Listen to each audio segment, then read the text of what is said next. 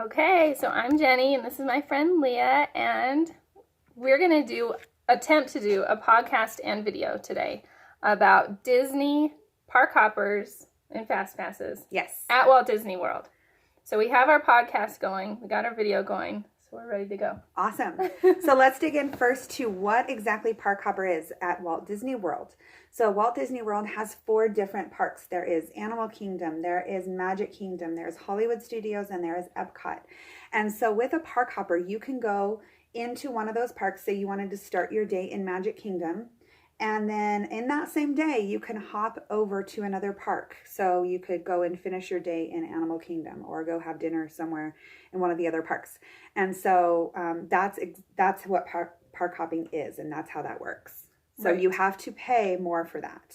Right. Yes. The pro is you can visit multiple parks. The con is that you are going to pay for it. Yes. So if you're going for a single day, a park hopper adds $60. If you're going multiple days, it adds $80. And it's not $80 per day, which is good. It's just $80 over the course onto your of whole trip. ticket. But like for us, we've got 6 tickets, so that really adds up. We could actually go more days instead of getting hoppers. So at Walt Disney World, we tend to not get the hopper because at Disney World, hopping is a little bit more difficult. It is. At Disneyland, it's literally, a football field away. Right. At Disney World, you got to get on some kind of transportation to get to another park. And so we always just choose to do 1 park per day. And of course, we're going for many days. I guess if you're going for 2 days and you want to see all 4 parks, you're going to have to. You would have to. Yeah. But we go more than 4 days. So we get 1 day at each park plus a couple bonus days. And, it is a good point.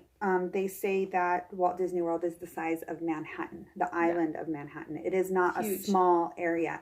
So that's why there's all the transportation to help you get around. But it does take time. I mean, it can be 30 minutes to transport from one park to the other. So you definitely want to think about that when you're making your decision. We do the park hopper, and we've talked about this before. We usually stay on property, and with staying on property, you get that magic hour in the morning, meaning that you go into the park an hour before the general public. And we definitely want to take advantage of that. But when you go into the park, that is the park hopper, the Magic Morning Park, that park tends to be the more busy park for the day. So we want to leave that park midday because it starts to really get busy and it turns into Stroller Nation and it's crazy.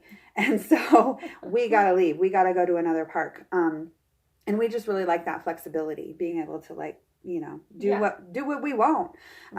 We just, Yeah, and see, since we tend to stay off property, we actually do the opposite. We figure out which park is going to be that early morning park, and we completely avoid it that day. We don't go into that park at all because it will be the most busy park. And if you go on, there's a couple of the crowd prediction calendars online. If you go on there, you'll be able to tell which one is the early morning. I think they might say early morning, but it'll also be red, like you can more even crowded. Just see it on the Disney Experience app or on the Disney World website. They always have listed what park is opening earlier that day. And if you are staying on property, let me just say it is worth it to go in. Wake yourself up and go in early. Literally, we have ridden every ride in the park, every Fast Pass ride in the park in that hour. Oh, that's awesome. Splash Mountain, Space Mountain, Big Thunder Mountain, Pirates, like boom, boom, boom, boom, boom, in that hour because there's not that many people. So it is worth it if you're staying on property to do that.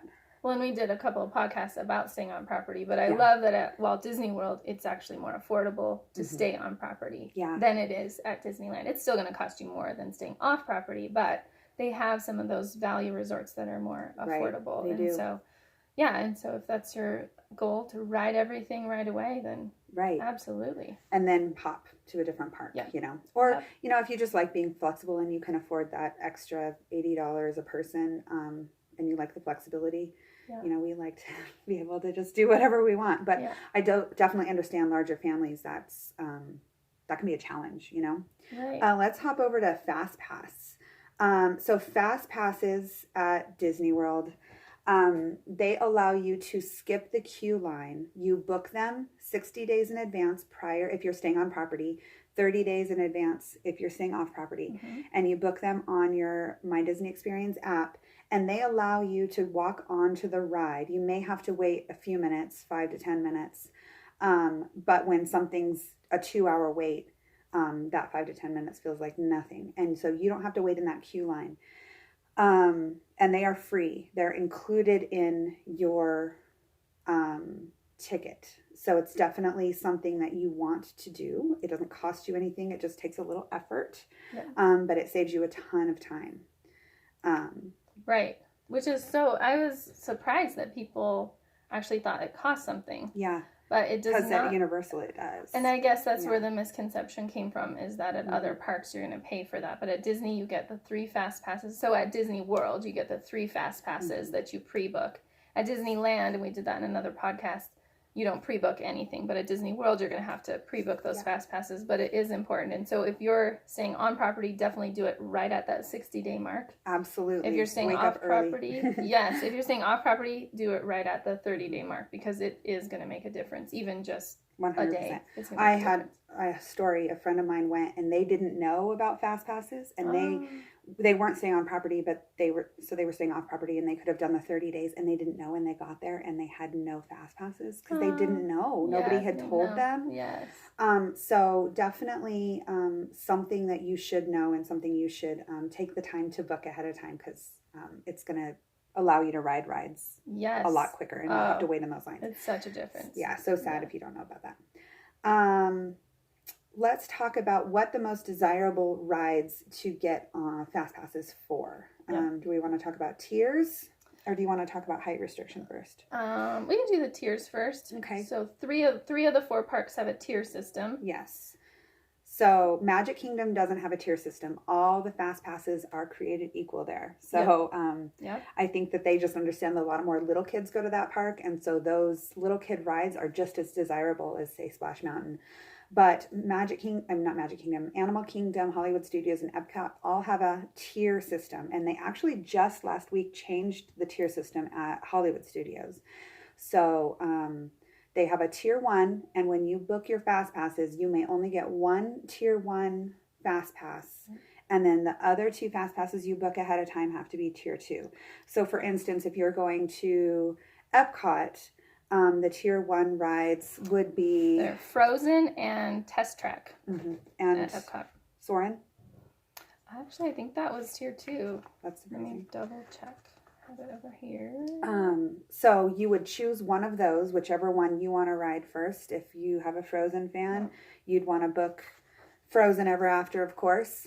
But if you have, thrill seekers, then Test Track. And then the other ones, you would want to book a different ride, whether it be Spaceship Earth or Living with the Land or any of those other ones. And you'd book 2 extra ones. And also, you may use, and we usually do this, we use one of our fast passes in Epcot specifically, because there's not as many rides and it tends to be not as busy over there.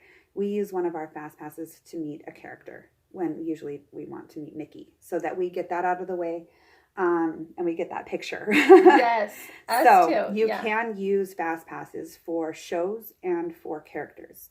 So I don't always recommend it for characters. It just depends on if you have some must-meet people. If you have princess people, use it for the princesses, because you're not going to see them anywhere else unless you do a character breakfast. And you can sure wait in line in the parks sometimes, but it's really long. So I would, if you're going to do, especially if you have the little kids that aren't tall enough to go on those rides, the bigger rides anyway, do a character meet and greet as a fast pass. Totally. We did that in Animal Kingdom, and this is a tip for people that have both olders and youngers like I do.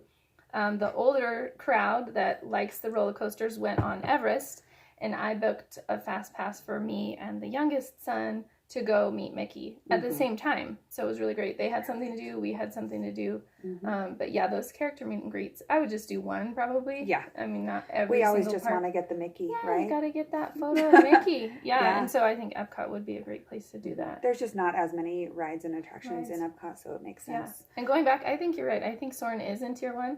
I think we didn't do it. That's why I didn't write it down here. We didn't do that one. Because we figured we'd just wait a little bit, and actually I think we only waited a half an hour for that one. If you kind of look on the app and see when the wait times are low, that one's not too bad to wait in line for. But the Frozen and Test Track both had pretty long lines Yes. at Epcot. So, you know what, a good idea for people that are kind of going for the first time and don't know all the rides is go ahead and download that app, and you can start to kind of keep track of which rides have a really long line and which don't. Yeah. Like, for instance, at Epcot, there's a ride called Ride into Figments Imagination. And we always think it's so cute. It's great. But I noticed it's on the Fastpass system, and I thought, why? Because you never literally one time we walked up and they turned on the ride because no one was on it. And so that would be a real waste of a Fastpass. You don't want to do that. You want to, if you only get 3 a day, technically you can book more if your 3 are up and you still have time in the day and there's Fastpasses available. We went not too long ago, a few months ago, and there was only one day where we were able to book more than 3, where there was still some left that day. And it was at Magic Kingdom because they have the most rides. And that's where the park hopper does come in handy. Because when we went last year, we were at Animal Kingdom. There's not a ton of rides there. And the rides that are there are super popular. And so there was no fast passes left. So we were like, we're out of here. We're going to Magic Kingdom and we're going to hit some rides over there because we could get fast passes over there. So that's, you know, you kind of want to toy around with that and think about. But yes, downloading the app is really, really important because you can see what rides would be quote unquote throwaway fast passes. Like, don't ever book one for the PhilharMagic, you know, Figment, you know, they're great rides and go on them, but there's no need to have a fast pass for them, you know. Another thing we wanted to touch on was shows. There are fast passes for shows, which there's kind of a special section in each show where the fast pass people can sit. But they open that up about 15 minutes before the show, I think, and at 5 minutes, or maybe it's before 15 minutes they do that. Anyway, if you're cruising into the show right before it starts, which is what we do, your fast pass isn't going to do any good because they've already opened up that fast pass seating to everyone anyway. You can usually get seats for a show without a fast pass. Yes, exactly. The daytime shows. Let me be very clear. The nighttime shows, Fantasmic, and the Happily Ever After fireworks. I definitely recommend fast passes for them. Or I put up a video the other day for the fireworks dessert party. That's another way to get a really good spot. So there's always ways to get spots also for those nighttime shows, whether it be a dessert party or a dining package, if you don't want to use one of your fast passes for them. But if you don't want to spend the extra money for, say, a dessert party, you can use one of your fast passes for them. And those you cannot just walk into. They will book up. They will close the doors. You're not going to be able to get in there. So the fast pass places give you a really close spot right center in front of the show. For the nighttime show. For the nighttime shows. Daytime shows. Yeah, the daytime shows. I think the difference is because, for instance, like Beauty and the Beast, they're running that show all day long. And so there's just so many opportunities for you to get in. And they're not as popular. They're not as, I mean, they're great shows, but they're just not as. The nighttime show is, it's just more desirable, and seating is limited at those nighttime shows. Although the new show at Animal Kingdom, we saw it one time when we were there, and the seating was just massive. And they have planned for crowds there, so we didn't get a fast pass that day, and we still were able to get And there's a ton of spots just around the little lake there. It's not as like good. I've heard a lot of people go to the little barbecue place, and you can watch it right from the barbecue place. There's tons. I think because it's just out on the water. Yeah. There's not a specific vantage point that you need. You can watch it from anywhere around that water, and it's fine. They did a great job with that. They were really thinking. They were smart. Yeah. So we talked about that you can, once your fast passes run out, you can book 3 or extra if they're available. So make sure that you do that. Go ahead and check because you never know. Yep. I was just going to touch on some tips for fast passes. If you are staying off property and you have that 30-day window, make sure you wake up. You're going to have to wake up every morning for however many days you're there. So say you're there from the 10th to the 14th. You're going to have to wake up 30 days prior, so the month prior, on the 10th, and then the 11th, 12th, 13th, and 14th, and book your fast passes for each day. So make sure you do that in the morning because you're going to have the best chance of getting those good fast passes. And a lot of them will probably be gone. Of the super high demand ones, of course, at Galaxy's Edge, when that opens, those are going to be gone right away. The Avatar Land ones. The Flight of Passage is probably, I was going to say, I bet the Flight of Passage seemed the most popular, hardest to get. Some friends of ours did wait for that for only an hour. So not too bad. But then Slink Dog Dash in Hollywood Studios was also super hard to get. We were not able to and get Midway that. Mania is pretty hard too. Midway Mania, we did get that at 30 days out. So yeah, that was good. And then of course now the Galaxy's Edge is going to be tough. That's going to be crazy. And actually Frozen was surprisingly really possilar at Epcot. And I booked it just for, so the tier 1 was Frozen and Test Track. All those little girls. Yeah, and my husband and the boys wanted to go on the Test Track. And so they did Test Track, but we booked Frozen just for me and the little guy who couldn't ride Test Track anyway. And then everyone was kind of like, even though I have boys, they were like, oh, we really actually did want to see that. It was a great ride. So it was cute. I don't know. That's a toss-up because Test Track has a single rider line. I'm going to say it depends. I think it depends on if you get the early morning hour or not. Yes. We walked on. There was nobody in our boat.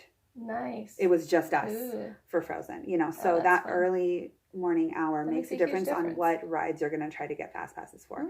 We opted to not because my boys didn't really care about Frozen. Yeah.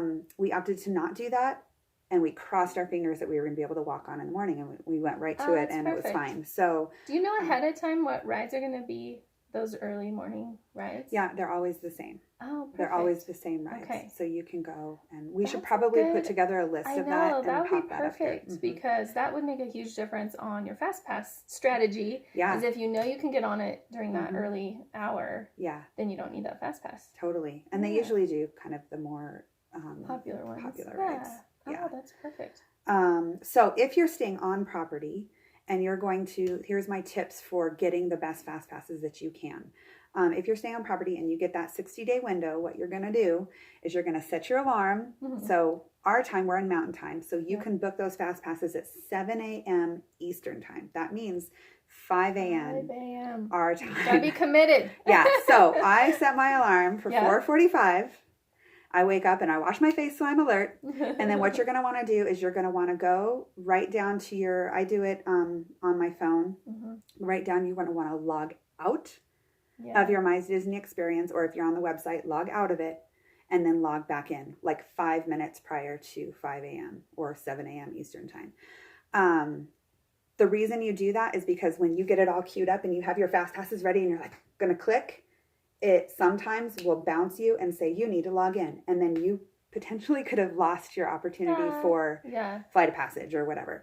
So I always recommend log out 5 minutes prior and then log back in, and then you're ready to go, and then you start booking. And what you want to do is, again, I'm going to go back to like that 10th to the 14th. What you're going to want to do is you're going to want to go to the 14th first, because there are people that are booking 30 days out and they're not going to be able to do that. But you can, if you're staying on property, you can go to the last day of your reservation and book those fast passes. And so you go to the last day and you figure out, you probably have it all figured out what park you're going to be at that day. And you try to get those hard to get fast passes first. And then you work your way backwards so that by the time you're at your first day there, you've gotten those hard to get ones. So that's my big tip, and I think it really, really has served us well in the past. We've always been able to get a Flight of Passage. Oh, that's good.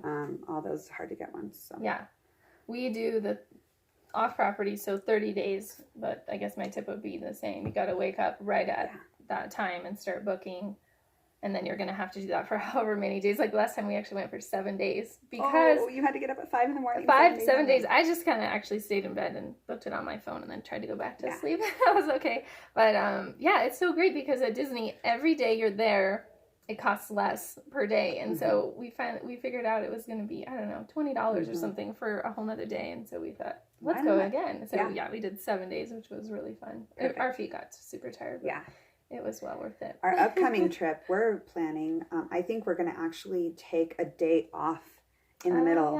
So we're going to do 3 days, a day off, 2 days, because, we want a day to like enjoy the resort. And that's perfect. I think we're going to do a split stay. So we want that day to like get settled in our new hotel, and my husband might golf. And, I have a question that's Fast Pass and Hopper related.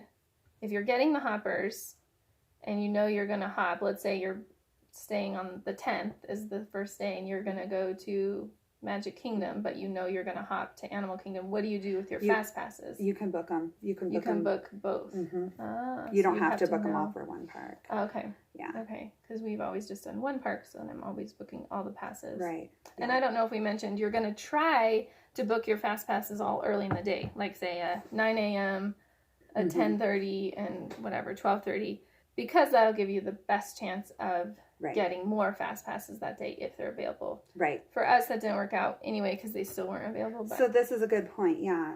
At Disneyland, it's a little different. You can book a Fastpass before you've used all your Fastpasses. Right. At Disney World, this is something we definitely need to talk about, and yeah, I'm glad you brought that up. You cannot book your next Fastpass until you've used all 3. So like she said, you want to make sure that you book all of them kind of earlier in the day. You don't want to go super early in the morning because they're walk-on at that point. Right. But yeah, like 9, 10, 11, 12.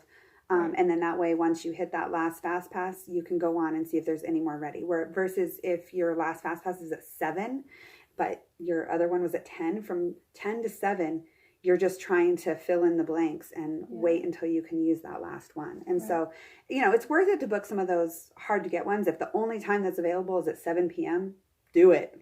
Because you might not get any more anyway. Right. Like I said, we were there for 7 days and there was only one day where we got any extra passes. So those 3, I would say, are your priority. Go with the 3 that you want to get. You can always wait in line. I mean, we just love Fastpasses because you skip the line. Right. But you can wait in line. I mean, if you really want to do Flight of Passage, just wait in line. Like I said, some friends of ours jumped in line. I think she said it said 120 minutes or something, but they only waited a little over an hour. So, if it's a ride you want to ride and you're only there once, We waited an hour and a half for the Navi River, which... I'm not sure that one's worth a Fastpass. I'm just going to say it. It might not be the most popular opinion, I didn't love that. Yeah, they need to add some story to it, I think was the biggest. It was so fast. It didn't make sense. And there wasn't it was pretty. It was really cool in there, but... Yeah, we actually had a Fastpass for that booked for 2 different days, and the second day we didn't do it. My kids said, we can skip that one. And so we went to the Boneyard instead. Yeah. Yeah. So. And here's another tip, just talking about Fastpasses, is I always ask my kids, what are your must-dos? And I, of course, explain to them, we might not get them. We might not get Flight of Passage. Right. But I have them kind of give me a list because, they may not work. Like, Tower of Terror is a hard-to-get Fastpass sometimes. Yes. My kids don't want to ride that. And I made the mistake of booking a Fastpass last time for Tower of Terror. And by God, we were going to go on it because I got that Fastpass and we had to use the Fastpass before we could get another one. Yeah. And my poor little guy, my teen boy was able to handle it. He hated it, but he was able to handle it. My little guy was destroyed. Oh. He hated it so much. He cried. Oh. So you need to know what your kids want to ride. Not all kids are thrill seekers. Not all kids are going to enjoy even Flight of Passage. If we talked about this, if you have somebody that gets motion sickness easy, don't go on Flight of Passage. Don't go on Star Tours because they will make you a little bit motion sick. So those rides are the type, I don't know what the real name is for. I always call them like the virtual reality because the screen is in front of you. You're not moving that much, but the screen makes it look like you're moving a lot. Anyway, my husband does not like those. And so he does not want to ride any of those type of rides. I'm the opposite. I'm okay with that. It's the actual motion rides with the drops and the turns and that I don't like. So yeah, you just have to know who in your family is going to love what. And the Tower of Terror specifically is, if you don't know what that is, you just drop and drop and drop. And so it's all drops if you don't like And the one in Orlando drops a lot compared to the one in California. Well, and even that one in California, they redid it now to be the marble theme, and it's different. Yeah. Actually, my husband used to like that one, and now he's like, not so sure about the marble themed. I think it's, the drops are more extreme. Quick. Yeah, more extreme, I guess. And so some people might love it, and they, but other people not so much. So be aware. So definitely have a list of the rides that you think that your kids want to ride, because they may not want to ride Frozen, even though it is a tier 1 fast pass and everybody else wants it. That doesn't mean that your family is going to enjoy it. So, definitely I would watch some ride throughs if you're not sure, if you're not familiar with Disney World at all. There's tons of ride throughs on YouTube and you can get an idea for what rides your kids are going to get interested in, because it's not a one size fits all kind of thing. Yeah. You know, everyone has their own taste. Absolutely. Did we want to do our little... Oh, yeah. What we learned this week? I actually don't think I learned anything new this week, but maybe you did. Well, I was just going to say Galaxy's Edge is open at Disneyland. That is really exciting. And all of the videos and all of the live streams and everything has been out on Instagram, and it looks so amazing. Yeah. And even the food options look really, really good. They look really healthy. Lots of like fresh, like bowl type things and plant-based options, and we can't wait. Good stuff. We're excited. We're gonna avoid the crowds, not go this summer. And go in the fall. But we're super excited, and I know it'll be amazing at Disney World. Yes. As well. When is the opening? Do you know for Disney World? August 31st. Okay, so very into summer at Disney World. That's awesome. So we're going to Disneyland in September. So I'm crossing our fingers. Yeah. I told my little guy, same thing, right? Like, we may not get a fast pass for it. We may not be able to ride it, but we're going to walk in there and at least check it out. Yeah. Yeah. I don't know. I might be tempted to wait in line even if I didn't have a fast pass on that one. Just to Depends on how long, right? Yeah. Okay. Yeah. Awesome. Fun stuff. Well, I think we covered it. Yeah. Yeah. So thank you for watching our video and listening on our podcast. And we can't wait to talk to you again about more Disney. Okay. Thanks for watching. Bye, guys. Bye.